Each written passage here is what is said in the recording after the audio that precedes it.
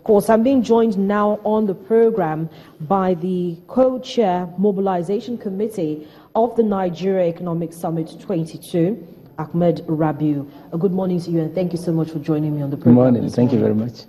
Quite a lot of work, I'm sure, must have gone into putting together this particular summit. Give us a sense of what actually informed the decision to focus on those key areas: manufacturing, services, agro-processing, and most importantly, innovation and innovators.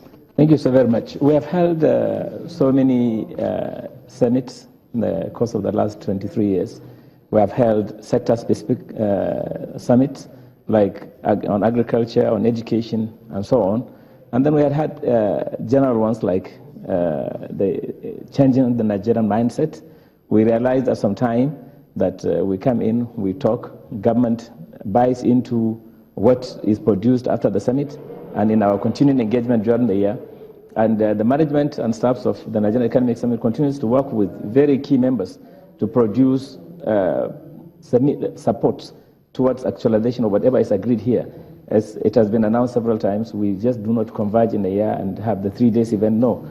Throughout the year, we continue to engage through the policy commissions in creating or producing processes that we can help achieve what has been agreed. We realized that in spite of all that has been done, there were issues of corruption. We did address that at some time.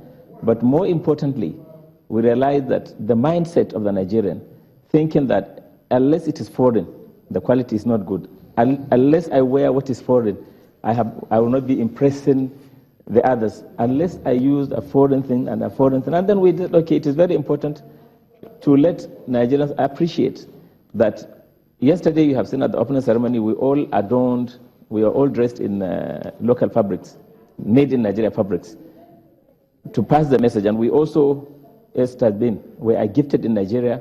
There is virtually nothing that we need to be self-sufficient that God has not given us. We have the hides and skin, the leather works we are able to produce before.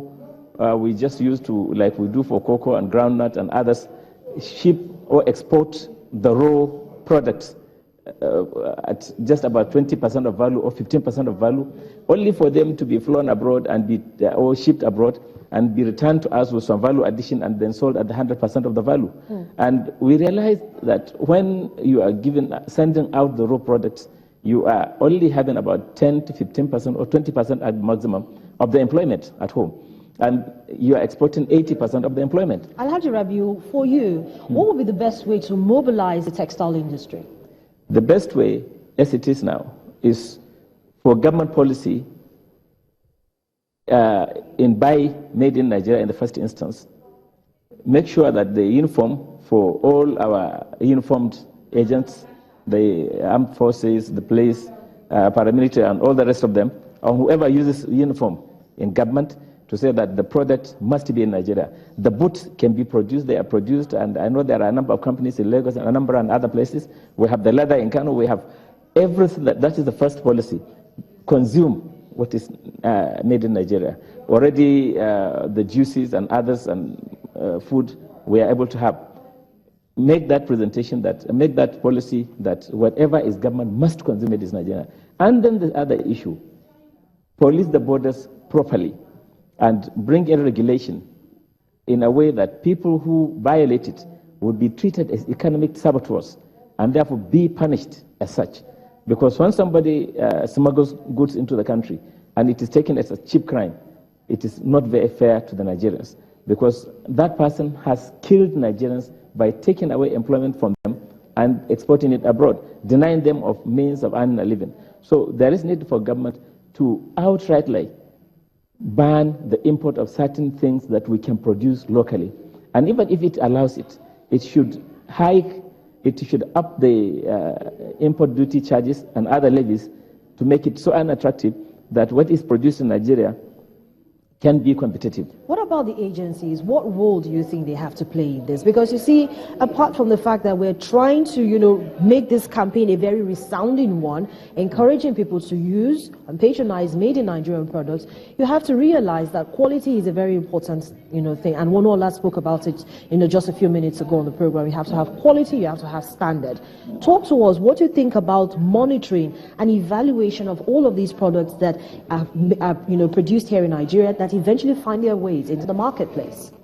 When the environment is made conducive, and the regulatory agencies from the Standards Organization, to name them, all the others that are supposed to be involved in making sure that Nigerians are served right. When you bring a product to the market, it must be defined. You have, if it is some food item, it must have the analysis which says these are the contents and this is how it has been produced, ensuring that whatever is brought and what is declared its value is actually the value certified by regulatory agencies.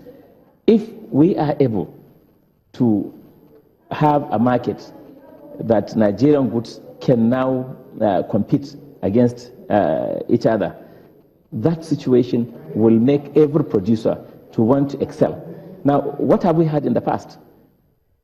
I have very costly electricity because I have to generate my electricity, my security, the cost of moving my cargo from, say, Lagos to Kano, the cost of borrowing from the banks, 20, 30%. In the past, there was a time we had 40% interest, very costly cost of capital, very high cost of capital. And while I produce, say, if I produce a local fabric at a price of, say, 200 naira per yard, very local one, from China or India or from any other country abroad, such goods, similar goods, somewhat better packaged or better quality. I say better packaged because sometimes they are just better packaged, but the quality is not actually as good as that of Nigeria. They are brought into the market through smuggling without paying anything to the government of Nigeria, and they are now made to compete with my own products. So is that the reason why most Nigerian, local manufacturers always use labels, so that it gives you the impression that you're not buying a product that's made in Nigeria, but that's the point I made. We have some shoes production in Anambra, in Kano, and when they are produced and they just go in and you see they are local, you don't buy them, but you see this locally made. If I put foreign level, people will buy it and use it, and they will want to put their leg up and say, people to see the level and to see that this is a foreign make. But we are able to produce all those. We have the Nigerian mindset. But the point I was making is that we produce very good quality fabrics in Nigeria.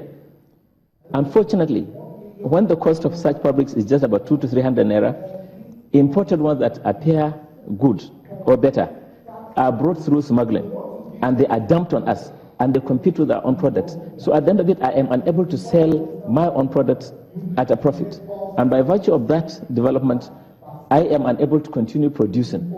So I have mentioned the cost. If my cost had not gone sky high, if I was able to produce at a reasonably low price, and then when these goods come and they are a little bit import duty and there is no smuggling, it is reduced to the barest minimum, then definitely Nigerian products will compete against each other. If I produce in Kano and somebody produces in Kaduna and he wants to come to the Kano market, he will definitely have to have reason to justify to the Kano people that, look, mine is cheaper, better quality.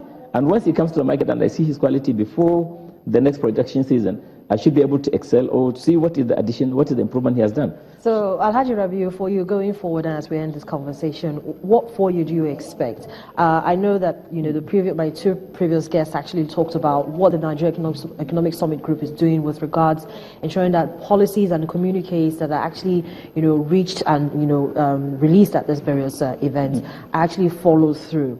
What do you think? That's for the NESG. But how do you think conversations from here will affect the participants and Nigerians as a whole who've actually sat down and watched this summit and listened to the various speakers? The major issues we have been conversing is communication, and for every stakeholder to play his role. There are several stakeholder groups besides government, in the private sector and the civilian population. People have failed to appreciate why they need to rise to the day by making sure that in their own individual persons, that's what we have mentioned, communicate. Let Nigerians understand that taking textiles still is an example. Everybody uses all types of textile, from underwears to the clothes, the school uniform, everything. And when in every individual, you find he will have about 20 to 30 pieces of textile materials. And if all these are imported, it means all the jobs for those have been exported.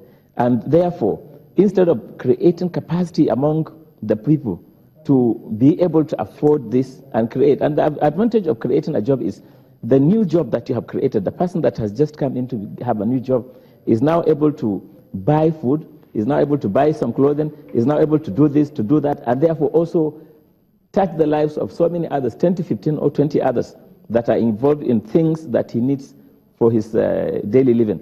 So these are the things that we believe there is need for continuing campaign by the government and by us also in the NESG and other groups to educate our brothers to patronize made in Nigeria goods. It is in their own interest. Ahmed Rabi, you co-chair Mobilization Committee of the Nigeria Economic Summit 2022. Thank you so much for coming on the program. Thank you so much. Business Morning continues in just a moment. Stay with us.